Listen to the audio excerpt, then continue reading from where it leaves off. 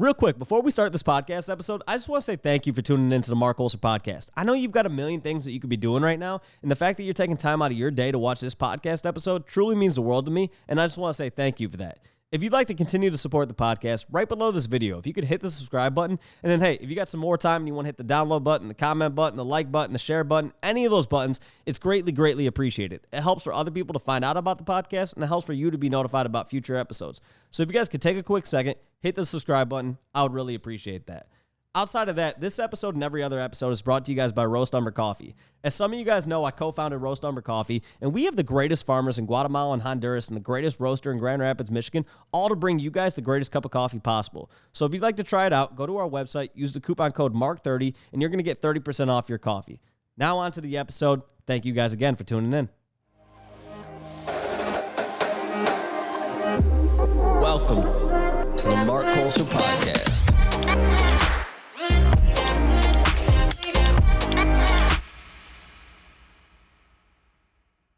Dude, I've been looking forward to running this podcast episode for quite a long time because I feel like when I got into the NFT space, like I saw Chico everywhere and didn't really know like why I knew your name, and I would just see it and I would see it, and then every once in a while I'd be talking to somebody, they'd be like, oh, Chico this, Chico that, and I knew you were well connected but didn't really know like why, right? Yeah. And then we met in Vegas, and instantly I was like, this dude's a great dude. Like we had a great time in Vegas. Vegas was a blur. But yeah, for people who don't know who you are, can you give a brief intro to yourself? Yeah, that's actually the story with a lot of people. They know me, but like they don't know why. So yeah, like on the Solana space mainly, right? I've been around for, it's like 2 years now, actually. Like I think this month, 2 years. So I've been around for a while. I worked with a project back in the day, early Solana times. I started working with Boring Protocol at the time. So, and actually shout out to Moby, like he gave me that opportunity. We won like this hackathon. So after that, we won the community choice. So I was just talking to everyone. My goal was like, how many partnerships and how many meaningful connections can I make to actually like make something out of this, right?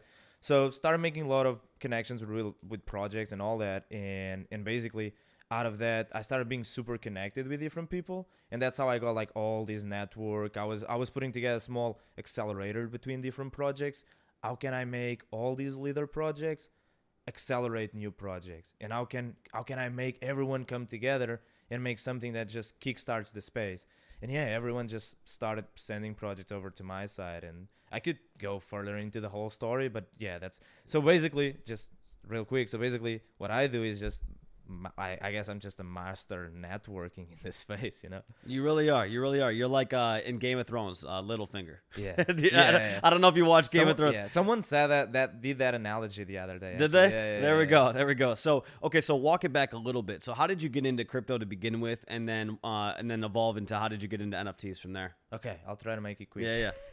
So I was like investing, I guess, in 2017, something like that. I was just, how can I make money quick, right? Like, how can I make some money? Crypto was booming. It actually obviously dropped then. But I was making some investments. Then 2020, that's when I went like harder into crypto. I had some money that I managed to get over the summer, and I was like, okay, I'll just go max ape. So all of these, I started trading, started making quite a little bit of money. And then all the way 2021, I just lost all my money, literally like everything. So I was over leveraged. I was trading futures, cross leverage, 25x, like all the worst thing. One day, like $70,000, boom, down. And then I was like, damn. I cried for 3 days. I was like, this is my bad. And again, like if I start telling the story again, then I was just on Twitter, and like because I used to follow all these traders, and I saw this guy, Moby, and he was like $25 if someone changes the color of these logos. And I was like, I'll do it for 30. You gotta get what you deserve. Something I would never do this if I didn't lose the money. So it's funny because everything happens for a reason, right? Oh, yeah. So, and then he DM'd me, and he was like, yo, do you want to just be on the design team? And I was like, yeah, I'm not really a designer, but I can be like project managers. And he was like, yeah, come along. And then I'll try to speed it up a little bit, but then we started doing a lot of stuff. We did a big airdrop. It was Boring Protocol, decentralized VPN, Solana super early days. We won the community choice on the hackathon. So basically from there, I had a lot of credibility. So I started doing the connections that I said, like talking to a lot of people. How can I help these projects? And even Solana some people on Solana started sending projects over to me. Like I remember talking to the Saber guys really early on. Yo, can you help these guys build a community, get some mods? So fast forwarding these, NFTs came. NFTs started on Solana, and I was like, damn, these developers are taking like 40% to just set up a candy machine. This is ridiculous. Like I need help these guys. So I put together a small team, and we started doing a few launches, kind of one of the first launch pads on Solana for like 10-15%. Just like, how can we help you guys actually make a proper project without stripping you out of all of like your cash, like everything.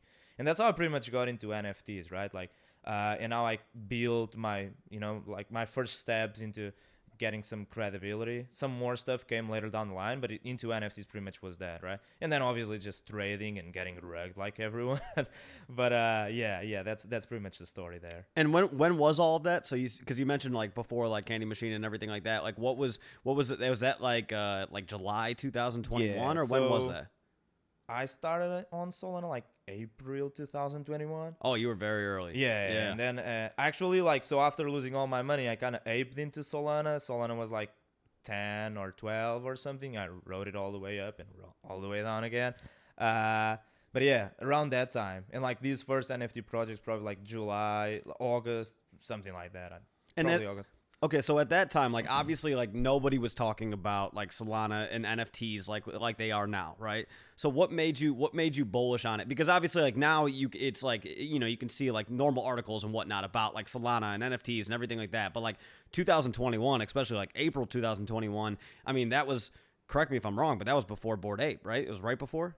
Or like literally at the same exact time? I don't even know. It was something along those lines. It was pretty early. Yeah, so what made you like bullish on Solana at a time when like most people didn't even know what Solana was? So what I saw, like obviously I was already involved with all those projects before. What I saw is that Solana had like a pretty good community, but not only that. So as I said, I lost a lot of money, so I didn't have a lot of money. And I remember I was trying to buy some stuff on Ethereum, and then it was like $50 for the gas. And I was like, man, I can't do this. Like, I want to buy something that is worth $50 and I'm paying 100 because plus 50, right? So I think that was one of the reasons. It was just like cheap. It was efficient, just quick. And then like the community, right? So I was working with projects already. So I just got super deep into it. And I kind of like, this is kind of cliche, but like kind of fell in love with the community. So at that time, super early vibes. Everyone was, bullish, everything was going up. I don't know if you remember this project, if you were around. There was this, even like this project Cope, and like they just did a lot of projects with airdrop to Cope holders, and like vibes were like max level. Everyone just, like, yo, everyone's getting rich. And I guess I just drank the Kool-Aid at that time, and I was just into it. And I was like, if I'm on Solana, I'm kind of like dominating the space. I'll just keep going here because it's where I can actually make meaningful impact. So I'll buy NFTs here, I'll do DeFi here, I'll work here. It's just easier than like spreading myself all around. Yeah, no, that makes sense. So then, okay, so you've told me before that you were involved with the early days of Solana Hacker Houses, right? So can you walk me through like how did that all come about, and like what was your role in all of that? Yeah, so after all of these, I got a little bit known in the space. And I used to talk open, like I used to be open that I'm Portuguese, so I live in Portugal. Don't go kill me or try to find out. That I live in Portugal. So yeah, I was like known in the space. I used to talk a lot, be there, blah, blah, blah. And then Solana Breakpoint came to Portugal, right? So Jordan, Redacted J, he reached out to me and was like, yo, dude, do you know about a place where we can just like put some devs working? Like we want to have like a house where devs can be working. And I was like, yeah, like I can help. I always do this. And like before even more, like everyone would ask me stuff and I was like, yeah, I'll do it. I'll can help. So it was a big process to get the place and all of that stuff. Ended up being at that castle, wherever that is, like Pestana Palace. And when we got there, fast forwarding to Breakpoint, we were like, is there gonna be a lot of people? Yes, no. We were actually setting up the screens, me and him, and then a lot of people started coming, right? So me and him like ideated the stuff. I scouted for the places, where should we put what, blah blah blah blah blah, all that stuff. And when I saw people coming, and I was like, damn, this is cool. So I was like, okay, we gotta make something out of this. I started recording. I started putting on Twitter, talking about it. We got a whiteboard. We couldn't even get a whiteboard anywhere. I called Staples and they're like, yeah, we don't do delivery. And I'm like, bro, we'll just pay you whatever. Just come. Like the guys from Staples came in their car and everything. And like everyone started coming with posting, people coming, posting, people coming. And it became like this hub of like developers plus networking. We started putting some bounties on the whiteboard. Everyone was so excited. So I was like, this is dope. Like this is what we need for people to get excited. So I call my friend. We have this content thing called Creativity Nation. So I call him like, bro, you gotta come today and you gotta make a video about this. We gotta make a whole after movie. We gotta hype these up because this is cool. Hacker at the time was a few projects sponsoring. Metaplex was the head sponsor. And yeah, pretty much I just hyped up the thing. And then when it ended, I was like, yo, Jordan, we got to make something out of these. We got to make these again. We got to make these in another place and just keep it going because this is what people want. So yeah, basically me and him, we just started the whole thing. He reached out with the idea. Him and Bartosz reached out with the idea of doing a developer house. And I guess I just said to myself, this can be way more than just that. This can be its entire thing. And so, okay, so I mean that's dope. That's super super cool. Yeah. I've always kind of wondered like where Solana Hacker Houses like started, how the whole idea came to be. And so okay, so walk me through like once you guys have that first kind of successful Solana Hacker House, what did you do from there? So were you like traveling to all these different locations? Did you start working with projects? Kind of give me the timeline from like when that happened to where we're at now. Yeah, so after this first hacker house, which again was great success, it was not official from Breakpoint at all. It was kind of like a rogue operation, but even like Anatoly came and everything. After that, it was done. It was like, okay, it's done. Breakpoint is done. We don't need a co-working space for any event because there's no events. But I was going to Art Basel, so I had a little bit of money at the time because I made it from these projects and these launches and everything. And I was like, I want to do this again. Everyone's going to Art Basel. Everyone's going to be in Miami. This was dope. So I reached out to them. And at the start, they said no. Like, oh, yeah, we're not really going. But then I guess they probably thought about it again or something. And they came back to me and was like, oh, yeah, like, do you want to do the Hacker House in Art Basel again? Like, the actual Solana Hacker House, we asked Solana to sponsor. So that was the official, like, the first official Hacker House, actually, like, from Solana as a ad sponsor. So yeah, Art Basel came. We just put it together. We did the whole thing again. Scout for a venue. We brought some other partners into the mix. It was mainly like me, Jordan, Irvin from Open Dive, Saeed from Jump, Tristan at the time from FTX, and we just did it again. Everyone got super excited. A lot of projects coming. We did the bounty thing again and all that stuff. And I guess after that, when people saw, okay, this has like room to grow. This is actually something. So after that one, I think it was when Mountain DAO actually started, like on the side.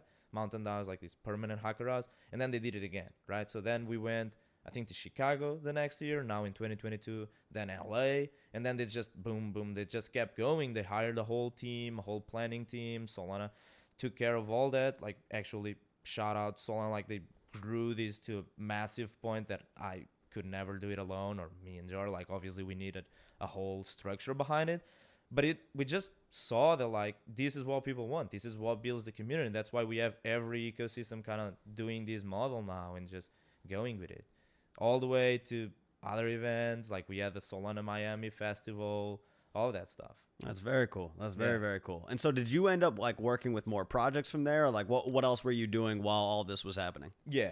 So while I was doing the Solana Hacker Houses, it was pretty much like I had like whatever, like flights covered and all that, but like that I was not really like actively like being paid for it, right? So I don't know if I should say this, whatever.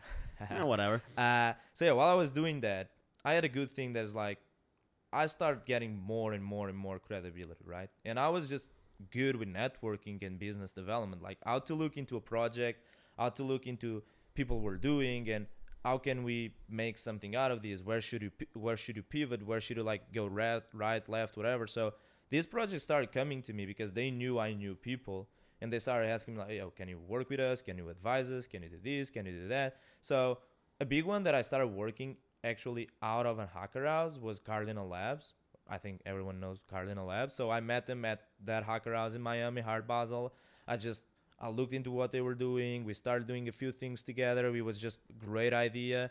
And I just joined as pretty much as a team member, and then later to be an advisor. We raised around, did all that stuff together. So Hacker House really opened me to a lot of big projects, to a lot of like to a lot of like possibilities, because I was there with the people and I could be exposed to these. And I was gaining all this reputation, like all the big guys in the space. I don't want to be like name dropping, knew I was. So yeah, I ended up working with a lot of different projects, and some even like Web2 project I helped with Coachella, like I did some small collaboration on like the activation for the Web3, like some advice, work with Brave browser, work like sometimes I don't even know, just go on the website and there's a few there. There we go. And so recently you started, and we'll talk more about this as the podcast goes on, but you recently started a company. Can you talk about that, the consulting company? Yeah. So recently I just started pretty much Skyrise Labs. So it's pretty much an extension of myself and some other partners that I have, and we can go back there, like when bring them into these. But basically what I saw was I had all these resources. People would reach out to me for everything. They would reach out to me, I need developers. And I was like, yeah, I got it. And I actually got them, right? They would reach out to me, I need branding. And I had branding people, BD, boom, strategy, whatever. So, and then there was a narrative problem, right? It was like, oh, so what do you actually do? Like, do you just work with 100 projects? And like, these didn't sound well in my mind, right? Like, oh, Chico just works with 10,000 projects. Like, what's the guy actually doing? And I was like, how do I fix these? And how do I actually scale past my name? If I want to take a vacation, I can't, right? So I started Skyrise Labs, and the goal is to be a consulting agency and an accelerator, right? So the way that I see it is Web3 doesn't really have established service providers, and everyone needs something. So besides the resources that we have in-house, that we actually have a lot of resources in-house and we can just execute, I think what we focus more on is guidance. So we are the vehicle for anyone that comes into Web3. They can come and talk to us. And we are the vehicle to guide them through these different resources and these different needs. So the first step is always, okay, let's look at your business, because these are businesses, right? Let's look at your business. Let's look at what you want to do and what your goals are. And then we come up with a strategy. And then, do we have these resources in-house? Great, we just apply them. We don't have them in-house? Cool. I know all these people. So I went out and I established partnerships with a bunch of different providers for different things. Let's say legal. We did legal support for a few projects. We have legal partners that just come in and take care of that. So I see ourselves as like your vehicle to all these resources, because Web3 just doesn't have credible people yet. Like, there is credible people, but I mean, like, it's not like you can go on Google and be like, how to launch an NFT, and then like probably a scam page will show up and someone that doesn't know anything about how to launch an NFT, right? Yeah, no, 100%. And I think that's one of the issues I've seen for a long time, is that like when you would see somebody start an NFT project, even from like mainly tax and legal, I'm like, dude, you have to run it let me backtrack. I can't speak here. You have to run it perfectly from the jump, right? Like you have to have that system set up and everything like that. And a lot of people, they don't figure that out, especially when projects were minting in like 2021 and like early 2022. No one knew what the hell they were doing, right? And so as a result, they were like, they were creating all these massive problems for themselves. And that's what your goal when you start an NFT project is, to minimize the amount of problems that you're going to have, right? Because there's already enough things. So I think when it comes to like these sort of accelerators and consulting and everything like that, I think it's really important to like know what you're good at. If you're starting an NFT project, know what you're good at and know what you need to outsource to somebody else, so that you can operate your project in the most efficient way possible, and so that no one knows how to do everything, and like you shouldn't pretend like you do. And so if you can outsource certain things to make your life easier, especially legal, especially taxes and things like that, you're gonna make far less problems for your project further down the road, right? So okay, so I want to talk about, like, in your opinion, because you've obviously been in Solana for a long-ass time. You've been in the ecosystem for a long-ass time. You know all these project founders, everything like that. You've minted, you've been rugged, you've done everything, right? Oh, yeah. So in your perspective, when somebody's starting an NFT project, what is the thing that you look for to determine whether you think this project is going to succeed or fail? Yeah. I used to have this rule. I still have it actually. That I gotta meet the founders, not in person, obviously, but like I always look like at the founders, right? I always look at like who people are, right? I'm a big like people person, so who are you as a founder? Who are you like? What are your motivations to do this, right? So first thing that I would say is like, are you committed to this at all? And I actually asked this question, like, are you committed to this project? Like, you're gonna keep running this, right? So a lot of like founder personality, understanding like how the person operates and all that stuff is definitely super important to me. And then like I would say, obviously, you do outsource a lot of stuff. I think you can't really outsource passion and the community side of things. So you can come to me and be like, okay, I need help marketing. Yeah, we can help. But like you also need to have something in you because you're going to be the face to this project. You're going to stay around. You're going to be with these projects, right? Development is easy to outsource. You don't really need to be a tech founder to do a successful project. It's easier, yes. But I think, can you get hardcore fans behind you? And it doesn't need to be like super hardcore. It doesn't mean like, like you're going to do crazy stuff. But like, can you get people to like you and your project? And this is just my personal opinion, right? It's a lot about the people that are there.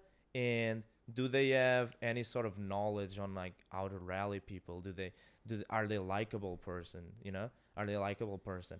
So I don't think in NFTs, in anything, to be honest, I don't think you need to have a specific skill. You need to have the skill of knowing which skills you don't have. So you go and you grab those. But then you need to be someone or bring someone to partner with you that is committed to it and it is actually going to stay around, is going to get, these people, is going to get the community rolling. Or unless if you want to just build a SaaS or something and just find a way to like productizing it, it's a different story, right? But in NFTs as they are, I think it's all about how many people can you get behind you. So some like marketing or whatever, like branding growth, like experience is definitely, and we see like brands are getting way more hype and floor price than utility projects, right? So I think like a mix of both is important. Yeah, I don't really have a clear answer to this.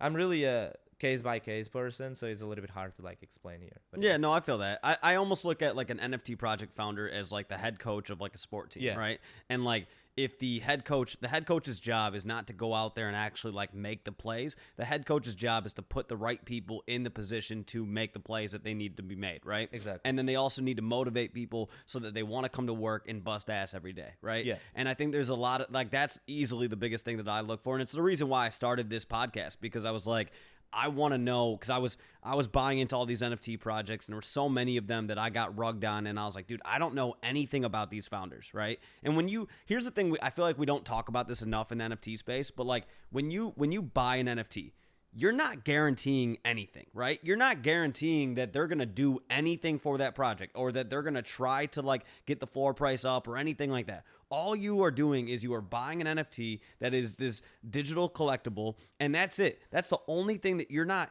obligated to receive anything from there, right? And I feel like that's something that we don't really talk enough about. So I wanted to know, when I was like minting these projects, like what motivates that founder, right? Yeah. And so that was a huge reason why I started this podcast. And then once I had Frank on and like I saw his motivations of like his whole thing from day one was like, I want to take care of the people who are holding our NFTs, right? And I was like, yeah, like that's to me like the type of person that I want to like invest into their NFT project, right? Simple. Yeah. So those are the things that like, that was the reason why I wanted to, start this podcast and have these conversations and things like that, and to really see what motivates that founder, what like when they wake up in the morning, like where's their head at, right? And then, am I saying that they need to I go on my DMs, like I wake up, email, DMs, Discord, Twitter, Telegram, like, do I gotta take care of anything? Yeah. Yeah. And it's like you want someone who really gives a shit about this sort of stuff, right? Because it is definitely like it's something that's way more time intensive than like a typical 9 to 5. And if somebody, let's say somebody has a family, you know, and kids and everything like that, and they're not able to put the 100 hours a week into the project and things like that, that's fine to me. But then you have to have that ability to really delegate tasks to the right people to get things done, right? And I think we see project founders who do a really, really good job of that. And then we see some others that are kind of, for lack of better words, a shit show, right? Yeah. So in your opinion, like when you're talking with somebody, right, are there certain things that you want to see them, like, I guess, like certain guidelines that you want to see them accomplish before they decide to start a project? And I'll use an example here. Like, I think somebody, before they start an NFT project, they should buy and sell NFTs for at least 6 months. You should know a lot about the ecosystem. You should be rugged a few times. You should have some successful projects that you're a part of and things like that. I want you to be actually in the ecosystem, because if you just come in and you're like, oh, this NFT thing is kind of cool, people are making some money from it, well, then you're going to be learning as you're getting your project going. And that's why, like, a lot of the big brands, sometimes they come in and fail, right? Like, we saw, like, Nickelodeon example, when they launched the project, like it didn't really do well because they have everything. Like, they have more than anyone. They have the whole team, they have the skills, they have the experience, they have the CEOs, they have the money. But like, what is lacking there is actually knowledge about the space, is skin in the game on this specific space. And like NFTs and all of these is still kind of imagine like a town, right? When someone comes from the big city, comes from the outside into the town, like, it's sometimes not super welcome. It needs to, you know, like, slowly get into it. You got to, like, do all of these things, right? So what you were saying is actually, like, it's right? So you need to be in the space. You need to have skin in the game. You need to be invested already to understand what all these people that you selling your stuff to are feeling, right? You need to connect with them on a personal level, I would say, and understand their struggles beyond the space. And again, if you can't do that, mainly for big brands, you should hire someone that can just, like, lead all of that process to you, right? They can just lead all of that. They know what they're doing. They are around. So what you were saying, yeah, that's something that I look for. Like, I have a lot of people that come to us and like, oh, we saw this NFT thing, we want to start, we have this business, blah, blah, blah, blah, blah. How should we do it? And sometimes the ideas are great, but we're like, yeah, man, like, do you know anything about NFTs? Oh, I know that we sell here. Like, I heard about Magic Eden. And I'm like, yeah, man, like, maybe start by spending some time here, right? Start by buy an NFT from any community, spend time on their Discord, see how it works, because then web marketing and growth in Web3 is a lot of still like early community vibes, like people talking about stuff. It's not like you come up with a whole marketing campaign and crazy metrics. So yeah, definitely, like, that's kind of probably the number one thing, and you just hit it in the nail, right? Like, you just said it. Is like people that have been around and have skin in the game already and know the struggles and the celebrations, or whatever you want to use here, of the people that they are selling their NFT to. Yeah, because I think there's a lot of people, especially in 2021 and early 2022, where they were like, okay, I see people are putting out these NFT projects and they're making a few $1 million, and like, why would I not want to do that, right?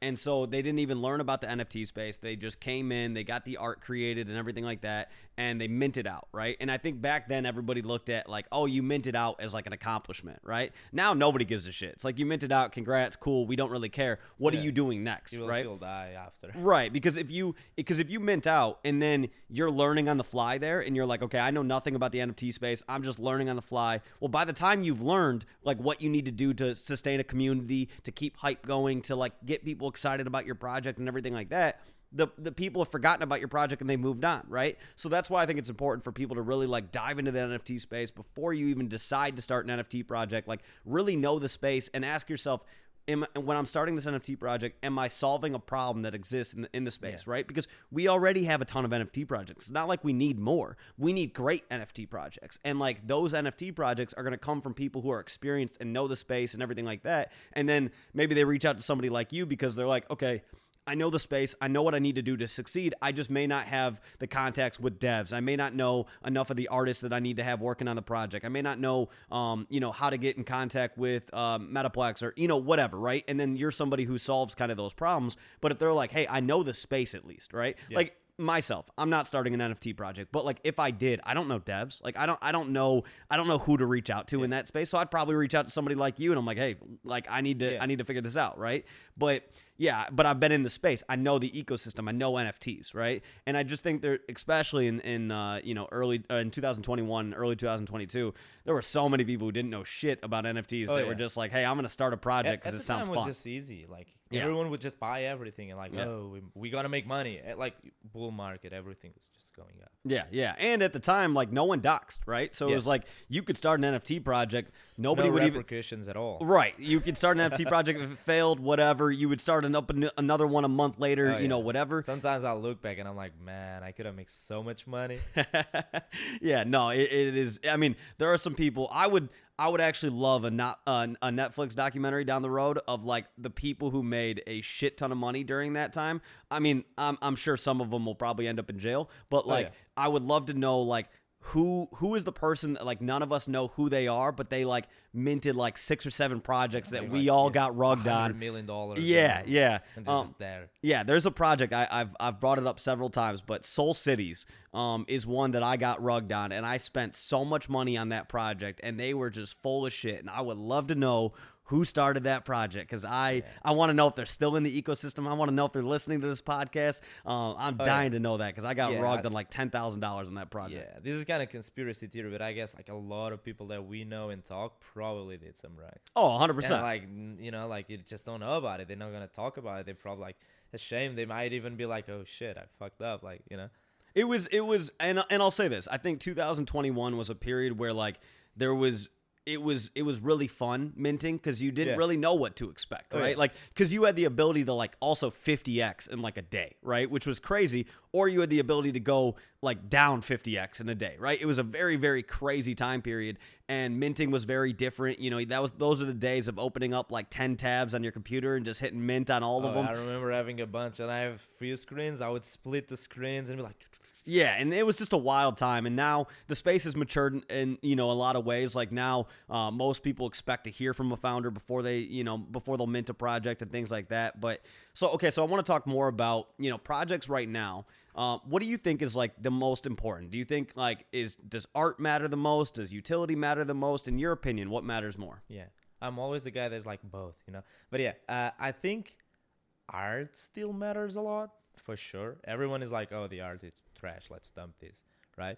Utility comes after. So I think what actually matters the most is again, like we always go to this kind of cliche, the community thing, but like it's real, right? Like we see brands just like going crazy, right? That's why we spend money on brands, and like the utility is the same, right? Like a Lamborghini is still a car, just like an Honda, but you willing to pay the premium on the Lamborghini for whatever reason you have. It's either luxury or whatever. So let's use the art as being like the brand, and let's kind of mix things up a little bit. Art plus like creating this brand and creating this name and this community.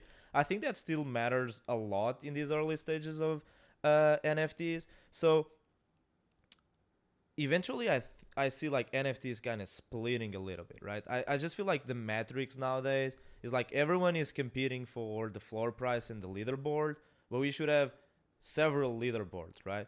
Like Project X is not really competing with Project Y if they have a whole different approach, right? So we'll have utility. It's just like a product, right? Like they're selling a product, you can use it, and then you will have brands, right? And there's great brands. Like I think the richest man in the world now is the guy from Louis Vuitton and all that, right? So he actually surpassed Elon Musk and all that stuff. So actually, it shows that brands can be built to billion-dollar industry, right?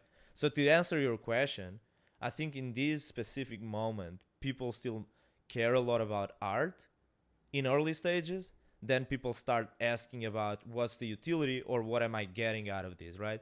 And if you guide them in a clear approach that is like, we're building a brand, we're building a community, there's a few things that we're doing with this, but same way that you buy for for a Soho membership, right? The utility is like the network. The utility is being with those people. The utility is like you can go there and maybe you come out with like potential business partner or something, whatever, right?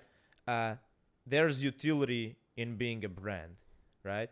And then the projects that are more on the utility side and actually focusing on the product, they should just sell themselves as that, rather than trying to be like, oh, we're the best and go rate our stuff. It's like just build great ways of generating revenue and great products that actually fix something, because a lot of these projects say they have utility, but they're not really fixing anything. They just came up with some, oh, if you stake and then you do this, you're getting some tokens that then you can like redeem for a pen, right? And like, oh, the utility is like that's not utility, right? And there's projects that do this. I'm kind of like going a little bit off topic here, but like there's projects that do a little bit of both great, like Famous Fox Federation or Blocksmith Labs. They have great utility on this specific space and they're actually making money, but they still have a powerful enough brand and name in what they're doing, right? And then we have projects like D-Gods that just have a great brand associated to them and people just willing to be there and waiting for more. Obviously, there's the utility coming and all that stuff. Let's not go over there, but people know that what they're buying into and they want to be associated with that name. You guys could sell like a 700 hoodie tomorrow and people would buy. Yeah. So what do you think? Okay, so you mentioned a second ago membership. You mentioned a Soho membership, right? I think, especially when we see these like Web2 brands that come into NFTs, I feel like a Web2 brand, like take Nike, for example. Do I think Nike has the ability to create a NFT project where the art is the main selling point? I really don't. I don't think currently they have that ability. Yeah. Like, I think they would have to literally have just a pass or something. Yeah, like I think a membership makes the most sense. Where like, okay, you walked in wearing Nikes, right? You see my shoe collection over here. I got a ton of Nikes, right? If there was an NFT, a bunch of shoes. Yeah. So if Nike came out with this membership NFT, right, where if you own this NFT, you get, let's say, 10% off all of your Nike purchases, right, and like free delivery or something like that, right? I would buy that, because that would mean that anytime I want to go and buy Nike shoes, I don't have to wait for them to be running some discount or anything like that. I can just buy the shoes. I'm going to get the discount. And that to me would be great utility, where the floor price is never going to be probably super crazy on that, but it's going to be super consistent. And like that to me is where I see some of the mistakes, is that like when you have every project fighting, like you said a second ago, to be like the number one project in NFTs, we can't have 1,000 number one projects. That's not how it works. So if you know that you can offer some sort of utility where you're open with, like, this is not going to be one that's a 50 ETH floor or 1,000 Sol or whatever, but this is going to be something where as long as you hold this NFT, you're going to receive these certain benefits. I think those sort of ideas is where like bringing in Web 2 makes a lot more sense. Is they already have the business structure. They can do all of that, and then they don't have to worry about like trying to create this like, we're going to create this art that people are really going to give a shit about. And it's like, dude, Pepsi put out NFTs at one point and it's like, nobody cares. Like, but create some sort of utility where, if you hold one of these, you can somehow like redeem for a free can of Pepsi like once a month or something. Like, I don't know, something that like these bigger brands, I think memberships make a lot more sense than it does trying to create like an excitement about their art when no one cares. Yeah, and that's one thing that I've been talking to some people about that, and I've said this for a while. I think the floor price model, like, what's the metric number one, is always floor price. Yeah. You don't care if the project is making revenue. You don't care if the project has like a lot of users. You don't care, like, you care about floor price. And I've always thought that like floor price is kind of, so NFTs, they have an underlying, like the underlying tech for NFTs allows for so much more, right? And I'll get to that point. Like, so the way that you can like have like a non-fungible token, something that is not replicable, it allows for, it could be the key to your door, right? But when marketplaces come early on to kind of like grab these potential of like making volume and making money on trades, it kind of created this competition that every NFT is fighting for floor price. When in reality, the NFT itself could even be like a non-tradable, or like in that capacity not be tradable. You could even like just have a membership NFT that you gotta pay every month, and the NFT is in your wallet and it gets revoked, for example, right? So what I mean by this is like I feel the floor price model is not the best metric to measure an NFT success, because like you can have a crazy floor price and not be doing anything, or you can be like powering millions of people like the Nike membership, and your floor price will never go super high because it doesn't even make sense, right? And this goes again on the, let's say people that use AWS, like Amazon, like to host stuff. When you're using AWS as a service or like as a product, whatever, you don't go and check the Amazon stock. You're like, oh, do I use cloud, like Google Cloud Drive, whatever, or do I use like Amazon, or do I use, you don't go like when you use these, when you use Google, you don't go like, oh, let me see the Google stock before deciding if I use Google or not, or if I want to, right? So we're going to have, again, separation between what is like membership, what is utility, what is like long-term, and what is like fighting on these brand, community, leaderboard fight. And I guess like more and more the floor price will be like kind of less important when it comes to like both of these. And then to go back to your point, yes. So we will see a lot of brands coming in, and for Web2 brands, I think that's what makes sense. So Anybody's did the thing with Toys R Us, for example, right? And it didn't go like floor price wise, it didn't go super well because people fought it and like Toys R Us this and blah blah blah. But like the reality is that how sick would it be if every toy on a Toys R Us store you tap with your phone, for example, and you have like the NFT proof that is an authentic toy, right? That would be cool. You know, you can like stop using the tags and all that. It's just like same with shoes and same with luxury brands. How sick is it that you can tap something and you get like the authentication? Like I just like Off-White, for example, you tap the tag and like you actually have on-chain verification of ownership of that asset, right? Cupcake, for example, they're doing all these like you tap with NFC and you get the NFT and these like crazy, it's a cool experience, all this stuff with Klenosars, right? And like they can pursue that into creating a whole thing around it, right? So I think we will always have these membership. I think we will always have these projects fighting for the floor price, fighting for the leaderboard. Is like the hype projects, the projects that literally survive on attention economy. And then we will have these brands that want to be more stable and more maybe established, that will have a clear utility, and people will just put a blind eye on the floor price. And the reason is that if you want to onboard retail, these experiences need to be like seamless, right? You like, if my grandmother like is buying an NFT, first she kind of later down the line she will not even feel that it's an NFT. It's just something that is like you can verify on chain.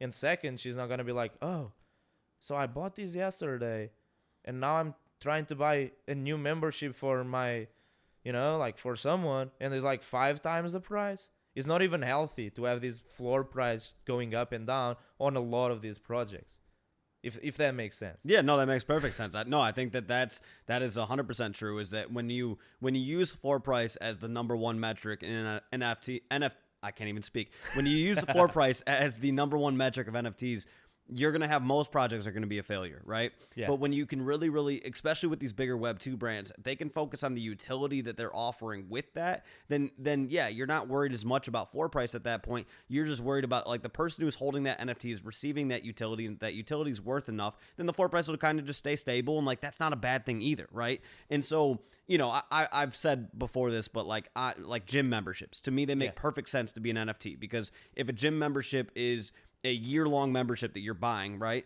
And then let's say you buy a gym membership to a gym in LA, right? And then you move from LA. Well, okay, if you can have the ability to sell that membership to somebody else, that would have far more benefit to you than if you just, hey, I've got this year-long membership that I can no longer use because I don't live in that city anymore, right? So there's things like that where I'm like, it makes a lot of sense for, you know, certain things to be a membership NFT. And I think that's where, you know, once again, when it comes to these like bigger Web2 brands, it makes a lot more sense. And then I think when it comes to like more of like our traditional NFT projects that we think of like, somebody who within the ecosystem starting an NFT and things like that, when you're focused on like getting people to really rally around this project, that's a very difficult thing to achieve. Like getting people to really, really care about a project and once again, use the floor price as the metric in that situation. That's really tough because I always say anytime anybody like tweets out like, this project is going to be the number one project in Solana or number one project in Ethereum or whatever.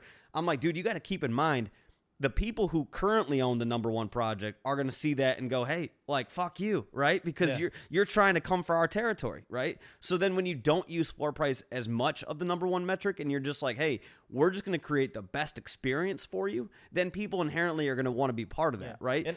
And sorry for interrupting, like, I think it's also like, what is being number one?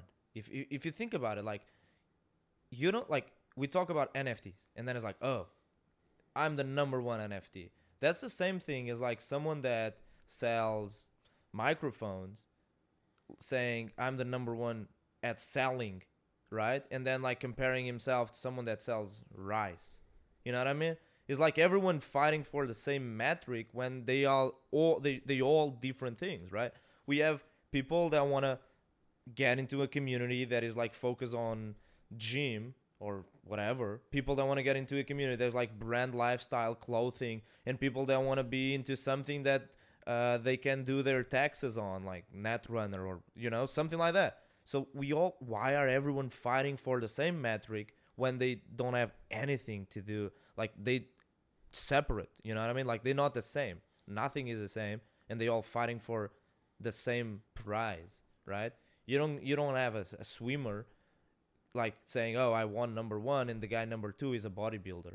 You know what I mean? Right. I mean, that would make no sense. Yeah. No, I mean, I completely agree. So, okay, so why do you think, obviously when it comes to the projects that do tend to have the like the super high floor price and stuff like that, they do tend to have these like crazy communities that are super loyal, aka they're not listing a lot of their NFTs, so therefore you get a supply shock, floor price goes up, yada yada yada.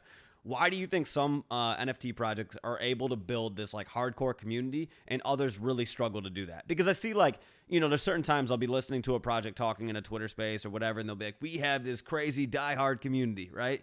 And then like they'll tweet out something and there's like 2 replies. And I'm like, all right, you don't really have a diehard community, right? Yeah. So a true diehard community, you got people rocking the merch 24/7. You got people talking about the project 24/7. You got people showing up to the events. You got people in the community networking with each other that don't know each other, but they meet up because they just live in the same city and they saw each other tweeting about the same project. So why do you think some projects are able to build that sort of community, and why do you think others struggle to do that? I think, again, like, that's, kind of, the question is kind of tricky because that's everything, right? Why some startups have success, why others not. Like, it's all about like, like the personality, the identity of like this space and each person. And like, there's a lot of like people that are experts on like keeping a lot of like these high floor price projects. It's just because they know how to work with like delayed like speculation and like delayed like hype cycles.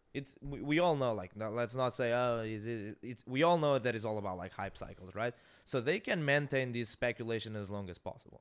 And then when a lot of times I think is like people get excited, people get this speculation, right? People get, okay, this is gonna happen, and then like you almost there, and maybe people are already like, oh, and then you manage to like, okay, you give them a little bit, you give them something, right? So they're like, cool, and you keep rolling, right? So you know how to time the when to give and when to take, if this makes any sense. When to give and when to take, when to make them wait.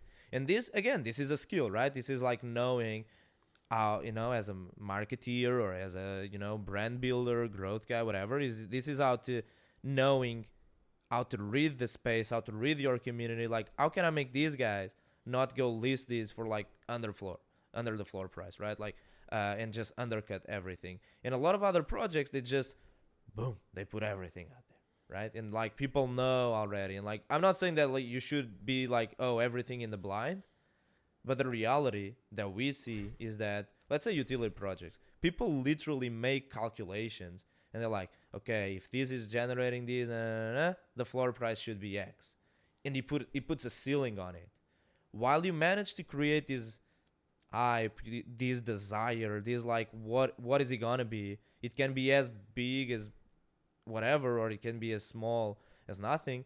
But like while it's in the mind of people, it's infinite, right? So I think it's like knowing how to play these, like this mind trick of like, how can I keep these guys keeping in their mind that the potential is infinite, and sometimes we see stupid takes, right? Sometimes we see like, oh, these NFT projects is the next Bitcoin, and I'm like, bro, it's not even the same thing. It's not even, you know what I mean? Or like, these guys gonna surpass Apple, and I'm like, unlikely, right?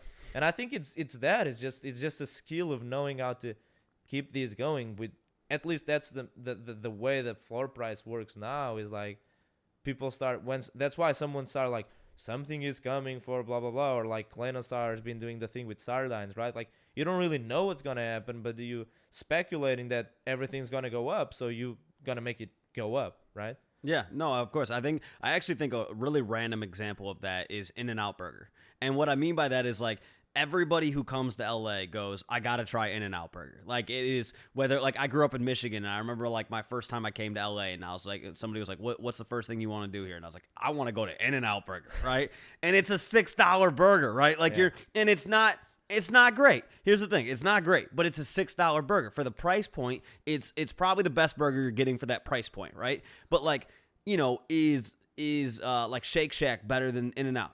Fuck yeah, it is. Like, but there's this like excitement about InNOut Burger that you don't get when you go to Shake Shack, right? And so that's kind of my thing about like, is hype is such an interesting thing, right? And it's something that I feel like we like some of the biggest businesses in the world do a really, really good job of creating that hype. And that Supreme, right? Like, is Supreme, like, are their products like that much better than everybody else? Probably not. But it's they got this excitement about a Supreme drop, and there's something about that, right? It's the same thing of like Off-White was very much the same way. And it's like, sometimes I would look at a pair of shoes and I'm like, those are like super ugly. Like those are just ugly as hell. But they built that excitement, and now all of a sudden people want that, right? And so I think like some people hate the hype, right? Like that's one of the things that you see people all the time. They're like, I hate this, yada yada. The reality of it is, hype is always going to play a role in everything, right? Yeah. It keeps people entertained. Yeah. Hype and branding, like right?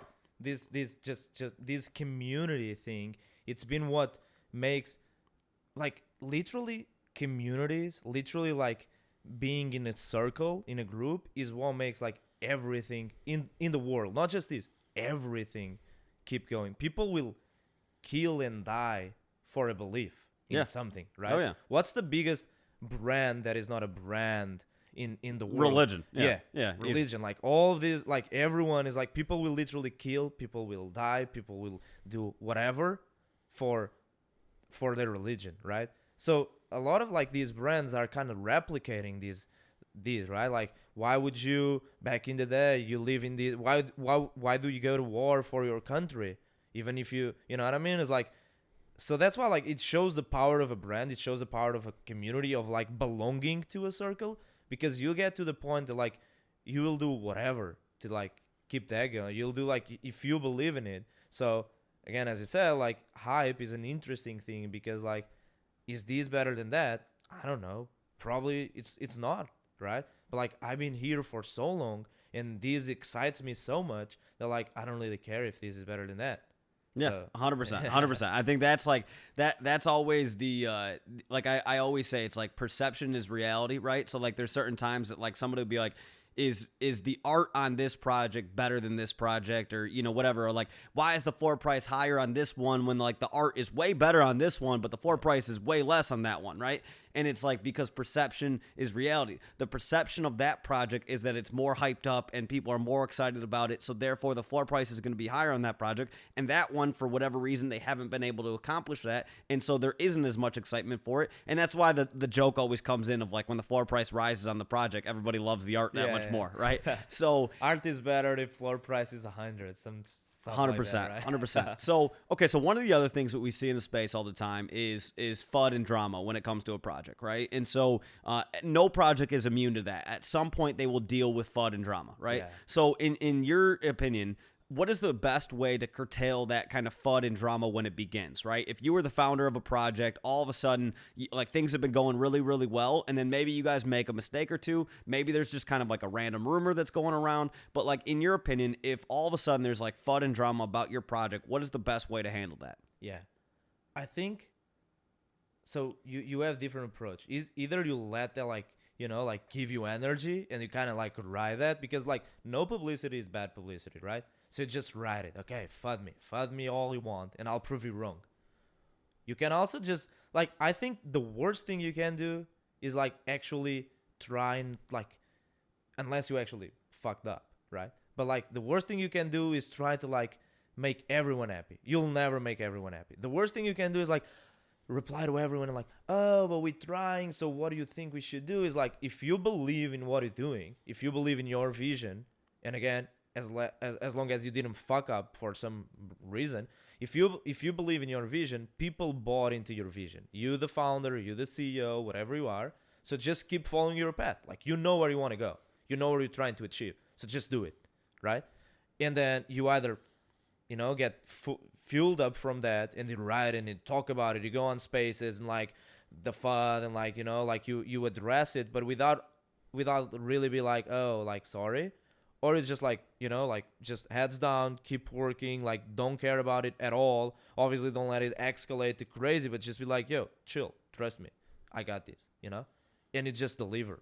And people FUD, and it just show them wrong. Because there's no way, like there's people that just FUD out of free FUD, out of like, oh, we can get some attention here. Are you gonna waste your time with people that are just throwing rocks at you, or are you gonna like, like you're gonna focus on those that are actually like there to cheer you? Again, as long as you didn't do anything like actual like wrong, and you gotta address it, and you gotta say sorry and be like, oh yeah, this was wrong, and let's try and get over it, right? So I think it's just like either ride it and be like, yeah, man, like throw me rocks and like I love it, or be like, okay, heads down and just keep going, deliver, boom, boom, boom, day after day. Yeah, I mean, I think one of the biggest mistakes that some projects make is not having enough, I guess, connection with the NFT community. And I'm not just talking about your holders, but other people who are not holders too. That like if things start to go wrong with your project, and that doesn't mean like FUD can mean, there's a lot of different types of FUD, like you mentioned a second ago. There's like legitimate, like you messed up on something, right?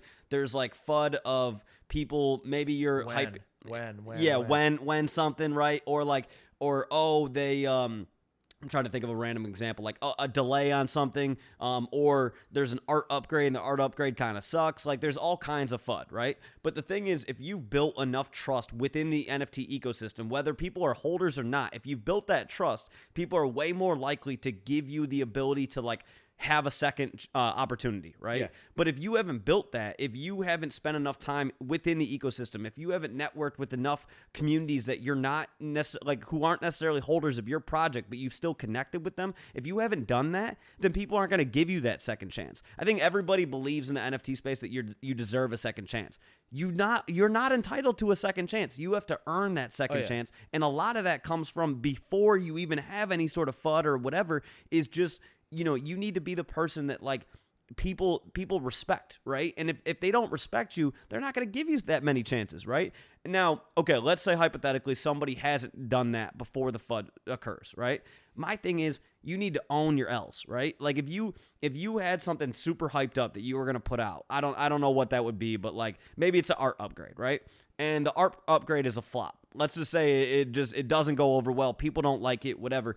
You need to own that and figure out how to pivot from there. But I think one of the biggest mistakes that people sometimes do is they double down on an idea that just doesn't work. And I think when that happens, you irritate people even more, because if everybody's looking at you and saying, dude, what are you doing? Yeah.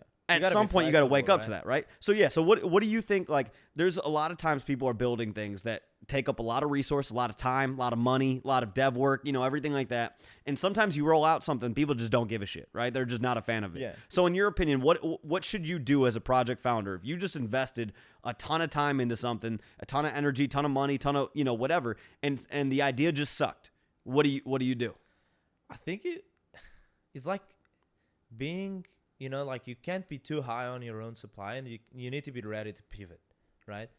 You have as I said, that I know it works and I know I have a plan, and you probably have some proven data from whatever, or you have that clearly this doesn't work and we're just trying to survive. We're trying to push it as far as we can, but it's not going to work. So just take this, like you spend these, take these, the extra that you have, pivot, like talk with the community. Again, this kind of goes against what I said, but this is in a specific case that everyone knows it's failed, right? So you either quit or you pivot, and you like, who do we have with us? Did we build this community as we just spoke? Did we manage to build this community along the way? Then now they are here with us for this new journey. Can we pivot together? Can we be flexible? Can we brainstorm? Where would it go? Like, and then it's just like, just be flexible, be ready, like open your mind and be ready to like take things to another level and just change things. And again, you might not be able to do it. Like there's like, like how many, like out of 100 startups, like 99 fail or 95, whatever. Like, you might not be able to do it, but you got to try and do it, and you got to pivot with the community, and you got to pivot with your people and your ideas, and maybe you still have a little bit of money, just put it towards something else, and maybe you can turn it all over around and like just do something, 100%. I think people need to take more like Hail Mary chances, right? Yeah. And like what I mean by that is like if you have an NFT project and the let's say the floor peaked at like 100 or whatever, right? And it's down to like 10 SOL, right? Sometimes you got to take a Hail Mary chance and just go, you know what? Like go do something crazy. Like I don't feel like we've seen enough projects do something crazy. And what I mean by that is like, dude, I want to see a project that completely scraps the name of the project and the art and just goes, hey, you know what? What we did was not working. Yeah. And so, you know what? We got this. We learned so much in the last however many months. And so we decided that we're completely pivoting to this new thing, right? There would be obviously some people would love that idea. You'd have some people who would despise that idea. I'm that right? guy. I'm like, throw it all down and Yeah. like just delete everything in your Twitter. Everything comes dark, and then it's like noise. Like people go, what the fuck is going on here, right? And then you have a new chance. Yeah. That would be great. Yeah, That would be cool. you have to take chances, and that's something that I feel like a lot of people they're so stuck on this idea of like, I have this idea, maybe it works, maybe it doesn't, whatever. Dude, with my podcast, I even struggled with that when I first got started. When I first started this podcast, it had nothing to do with NFTs. And when I first had the episodes with Frank that did really well, my buddies were like, dude, you need to go all in on NFTs. I struggle all the time. Sometimes like, should I be offering all these? Am I doing the right thing? Like, should I just be working with a company because I know that I can get a decent job and like, I gotta be ready to be flexible and like go where like I'm supposed to go and like, but still have a vision and be true to myself, right? Yeah, 100%. And you have to have the ability to say, hey, you know what? If something's working and you're enjoying it, whatever, like go down that route. Yeah. But and so that's what I had to do with the NFT stuff. Like if you told me when I started my podcast like 2 years ago that it would end up being all about NFTs and stuff like that, I would have been like, dude, you're crazy. Like what? No shot, right? Yeah. But I had to pivot and I made that change and it's worked out really well. It's been super fun. I've been able to meet people like you and have all these awesome conversations I thoroughly enjoy, right? So I feel like, people have to, don't be married to your ideas. Like never be married to your ideas. Like have an idea, try it out. If it's not working, own that it's not working and move on to the next thing. But the worst thing that you can do is be like, my idea has to work because it's my idea. And and that's in any business. It doesn't have to be NFTs. Any business, if that's the way that your mindset is of like, because it was my idea, I'm gonna hammer it home until it works. It's like, dude, that's just recipe for failure. Yeah. People that are like, again, people that are just like too too into them, like too high on their own supply, and like they think that their thing is gonna work because it's gonna work. Like they're just not gonna make it. Like you need to be open, you need to be flexible. But again, just real quick, also don't be that guy that like at the first sign of controversy, at the first sign of like, oh, this might not be, don't quit, right? Like there's a lot of people that are like, okay, you should actually be pivoting. You need to change what you're doing. It doesn't work. And then there's people that's like, oh yeah, you have some fun, but like if you know what you're doing and you like 100% certain that that's it, and you actually still have a community, just keep going. Like there's people that are just like ruthless. They know like this is the way. Like you have the coffee there, like right, like Liberty Squares. I love the way that they sometimes take things because like he's just ruthless in the way that he operates because he knows, and I know that he knows that what he's doing is gonna work out. So like sometimes you have some noise and you gotta block out the noise, but sometimes the noise is just bigger than you in these other example, like these other guys, like it's too much noise to not be true. So you probably are actually doing something wrong. Yeah, yeah. And I've said before too, I think more people need to call people. And like what I mean by that is like if you see somebody who's just fudding the shit out of your project, dude, DM them if they're willing to. DM them and be like, let's get on a Discord call, Telegram, whatever. I give my phone number to everybody, but I know most people don't do that. But like, dude, call somebody and be like, hey, let's talk about this, Love right? that. Like you have the ability, unlike in Web 2, where if you build something and people just don't care about it or don't like it or whatever, you don't really have a way to connect with your consumers. In this space, you have the ability to connect with your consumers immediately. Yeah. And I think not enough people utilize that. And it's like, dude, it's the best, like I don't know the reaction mechanism that we have of you can see exactly what the reaction is to whatever you do, and then you could like get on a phone call with somebody. Hey, why do you not like this? I'm curious. I want to know how your brain works, right? Like I want to know why you're not a fan of that, because if you had this idea and you're like, I think everybody's gonna love this, you put it out, somebody fuds the shit out of it, dude. You're gonna learn so much from that if you just swallow your pride and ask them for what their advice is, and even if what they said, even if they were really mean about it, right? Oh, this is fucking stupid. Yeah. This is the dumbest thing that, dude, whatever.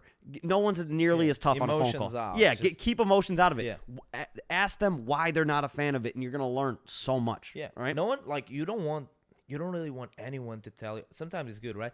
But you don't really need people to tell you how great you are. You need people to tell you like how bad you are at something, so you can actually change it and do better. Right? 100%. 100%. So yeah, I agree with you. A lot of people should just be like, let's talk more. Let's be more open. 100%. Let's show that we want to learn and keep going. Exactly. So getting back into Skyrise Labs a little bit more. So how did you put together the team for Skyrise Labs and talk a little bit about the team for Skyrise? Yeah.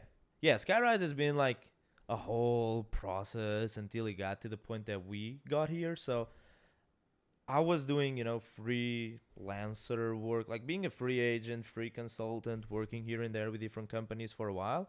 And I put together mostly like people that I kind of built trust over the time and that I saw that they could bring some value into the mix, right? So people that either worked with me before, either did whatever. And then also another metric was I just being open with it. I wanted people that didn't have much, like, I guess, responsibilities, IRL. So like people that can be passionate about it and come into it with like all their will and like just be like, yeah, let's do this to the max, right? Like I have, I want to do the whole like thing, like getting together for like 3 months and just working in the same place, all that stuff. So yeah, I have different people in the team, a few people. We are a team of like 7 core plus all of our partners, all of our like devs that we bring in that are like kind of in-house, but not, obviously they have their other geeks, right? So we have me as the CEO, then we have CTO, this guy Arj on Twitter. I think now it's like Arj_SR, something like that. He was an ex-Polygon dude, and I knew him from Twitter, and he used to do like consulting for Web3 for like Fortune 500 companies and all that. Then we have Socrates as a CMO, the marketing dude. I used to work a lot with him on branding deals, and he's just like a great brand strategist, and like he gets it when it's like color theory, all of those things, right? So, and then Roomba, I don't know if you ever saw him on Twitter. Yeah, he helps us a lot. Like it's just plugged in the space. He actually is, if people don't know, like he's a CFA, so a certified financial analyst. So he's really great on like coming up with analysis and like even on the BD side and doing a lot of this work. And then we have some people in Portugal, like you wouldn't even know them because they're not really on Twitter. And they do like all of the stuff like like the design stuff and website and all that. So between all of us and all these other partners, I handle a lot of like the strategy stuff, all the BD stuff, like making it rain, right? Like bringing all these deals. But then our goal is to really like, I wanted to put together a team that had a vision of like focusing on the big picture rather than like the next quick bucks, if this makes sense. So we've been trying to work with brands and companies that we believe that are going to be big. We're working a lot with Cupcake now, for example. Like brands that are funded or brands that we we actually believe that they are bringing something meaningful to the space, and then we just help them with this process, right? So I like to see ourselves now, and the way that I put together this team, as people that can wear different hats and actually like bring a strategic mind rather than just execute on things. If Yeah. this makes any sense. Yeah, no, right? that makes sense. So we kind of are, we come into these companies and we want to work with companies that really are, okay, we want to build for the next 5 years, something that is actually big, not just like the next hyped up thing. We could make a lot of money on that one, and we'll probably still launch a few of those if we believe in the vision, but not just like the next mint that we take X%, but actual people that are going to stick around, people that are going to bring us credibility. If someone big wants to come and works with us, we can like use those examples, right? So that's kind of like the way that I put the team. And this, again, like I kind of went off topic here, but like it was a lot of thought process and a lot of calls, bro. I had like, I don't know, like 10 potential co-founders, and then it was just me, and then other partners, and then different, right? Like it's been a whole process over these past 2 years. Even when I was working alone, I was kind of already thinking about this, of who are the people that actually believe in the same vision that I do. And I think I'm kind of like a natural leader. So who are the people that believe in me as well to lead this process in this company, right? Again, went a little bit off topic here, but that was kind of like my thought process, and I wanted to like drop their names as well. Yeah, shout them out a little bit. Yeah. Yeah. No, I love that. So, and then in your perfect world, if you could work with anybody, who would that be? Yeah, I don't know. I use this example a lot, and I think I would actually love to work with them. I always use this example, like, let's build this company. What do we need to do if Netflix comes tomorrow and wants to work with us? And I guess like I'm just like, again, I did Hacker Houses, and I have the content brand, and so I really like these brand plus actually giving something, and like how these all comes together. So yeah, like probably like someone like Netflix to actually do some meaningful Web3 activation and like a project, right? That's probably like the dream company that we would work with for sure. Yeah. That'd be very cool, because I mean, hey, it goes back to our earlier part of the conversation. Like the most Web2 brands that start up an NFT project, it doesn't work.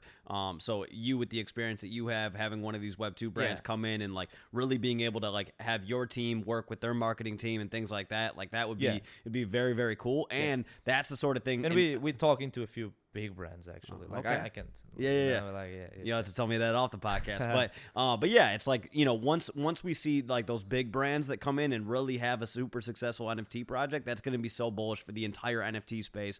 So I'm really rooting that you guys make that happen. I'm excited for it. But yeah, man, if somebody wants to contact you, if they have a question for you just in general, or if they want to contact you about Skyrise Labs, drop your socials. Where can people find you? Yeah. So just, I think Twitter is the easiest one, or just Telegram. Chico SR, so XICOSR. And for Skyrise Labs, you can just go on Twitter, Skyrise Labs, or you can go on the website, skyriselabs.io. So that would be, I guess, SKYRISELABS.io.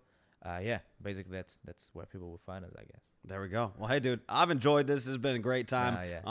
Cool. I appreciate our friendship, and dude, I'm excited for everything that you guys are gonna do with Skyrise Labs, and I'm also super envious. You're going to by the time this podcast comes out, you'll have gotten back from New York. But not going? No, dude, I can't. I have a wedding next week, a family wedding, and my mom would kill me if I missed it. So family comes first. So got to go out to my cousin's wedding in Texas. But I know you're gonna have a great time in New York, so I'm looking forward to hearing it. I know I'll see a bunch of photos and everything like You'll that. probably see Twitter. Oh, of course. A lot of people on Twitter. Of course. But yeah, dude, appreciate it. And we'll run this back at some point. We'll talk about, you know, maybe we'll have one of the projects that worked with you guys and have them come on, do a little dual episode, something like that. That could be cool. But yeah, man, rooting for you. Always appreciate you. Appreciate what you've done for the space. And yeah, we'll run this again soon. Yes, sir. Yeah, thanks a lot for, allowing me to come here and giving me this moment, I guess. And also, like, can I say something to you can say whatever. Say something to the people.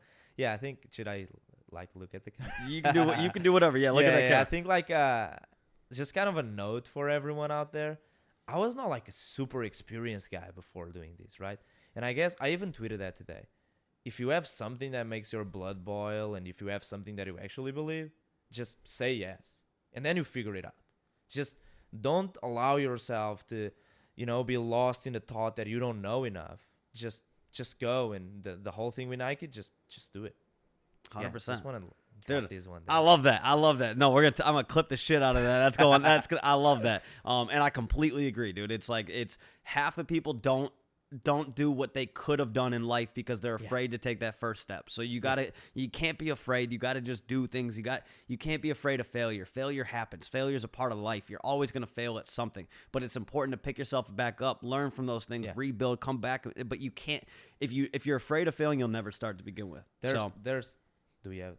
Yeah. There's a whole thing with reframing. So I used to do a lot of self-development stuff, Tony Robbins type stuff before all this. There's a big thing with reframing when like a bad experience, you think that it's like the worst thing ever, but you can actually like turn it around. That it might have been like, it's still sad, but maybe you needed that. You know what I mean? When I said like, oh, I lost all my crypto, whatever, like all that stuff, like it was sad. But I needed that because otherwise I would never, ever reply to a $25 like offer on a call or thing, right? A lot of times it's like just believing in yourself and like reframing, and don't let your bad thoughts like just, like just surround you, and like actually use that as a catalyst and believing. Like what you were saying, like a lot of people just, they just feel like, oh, I'm not enough, or I had this bad experience in my life, I will never be able. Bro, just use that experience as like the thing that makes you able. I have some bad stories in the, like in this space and the crypto thing and everything. Like I just use that as fuel, and then I just believe in myself more than I believe in anyone. And I guess that's what a lot of people do wrong, is like they are big cheerleaders to others, but they never cheerleaders to themselves. That's facts, bro. That's a great position to drop this off at. I fundamentally couldn't agree more with everything that you're saying. Like, dude, you got to believe in yourself. You got to pursue everything that you're doing. And once again, the first step of getting started with everything is just doing something, right? Like, do something, learn from it, figure it out. Like, but you're never gonna know exactly how things are gonna go until you just get started. So get started, ask questions, be curious, right? Learn, always learn. Like, learning doesn't stop when you get out of college or whatever. Like, learning is a lifelong journey, and just keep doing that, and you're always gonna be good. So Chico, I appreciate you. I appreciate you coming on, and dude, enjoy yourself in New York, and we'll run this again soon. All right, that's it. Everybody, appreciate you guys tuning in. We'll talk to you guys soon.